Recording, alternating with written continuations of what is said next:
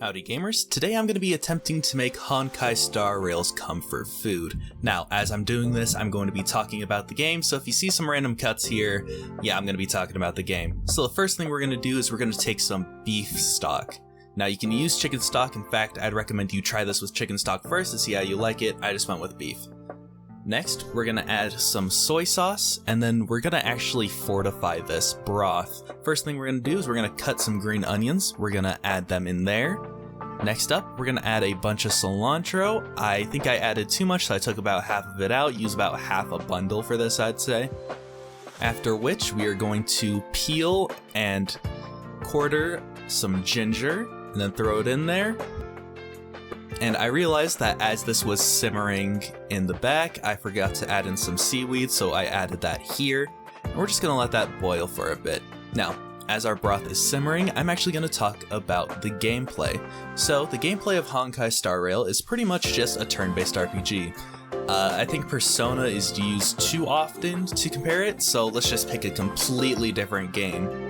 So, in Shin Megami Tensei, you have a team of characters. This team of characters each have their own different abilities and have different strengths and weaknesses. As you can see here, I am using a team that I call You Don't Get a Turn. This team includes Cele, Silver Wolf, Natasha, and Branya. The idea being that Cele is just gonna do everything, and Silver Wolf is there just to make sure that there's a weakness to attack. And this team is pretty fun, to be honest. I mean, just watch what they do to Cocolia. Great. Disappear among the sea of butterflies. Illusions of the past. Time for a buzz. This is double speed. That'll take more than medicine. Nap time. Lance at the ready.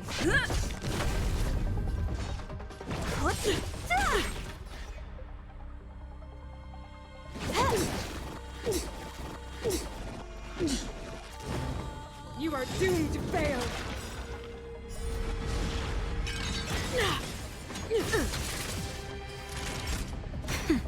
Now keep in mind, that's just the first health bar. I melted her in like a few minutes, which is something that you can only really say in a turn-based RPG.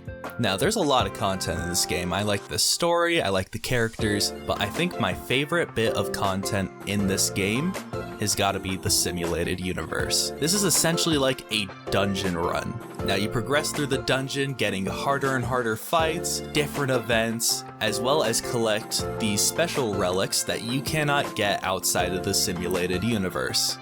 Alright, next up we are actually going to be working on the noodles.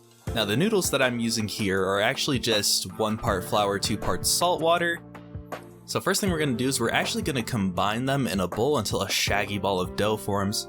After which we're going to turn it out onto a heavily floured work surface. I had to flour mine just a little bit more here.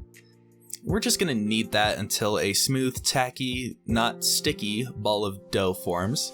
And we're going to throw that into the fridge. And 1 work shift later, after it's done resting, we are going to divide that into 4, and we're going to just roll it out thin enough just to where I can get it into my pasta machine. After which, we're going to actually take that down to the 2nd thickest setting on the pasta machine.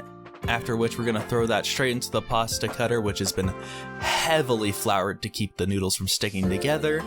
Alright, and it seems like after that, our broth is done. And now to assemble, we're actually going to put our broth in first. I realized later that I added a bit too much broth, so as I added in the noodles, I kind of just drained it with a cup.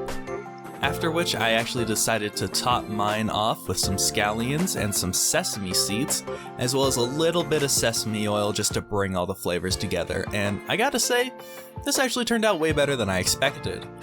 I was a little worried that the broth was going to be a bit too pho-y for my taste, but it actually came together really well with that sesame oil, and I enjoyed it off camera.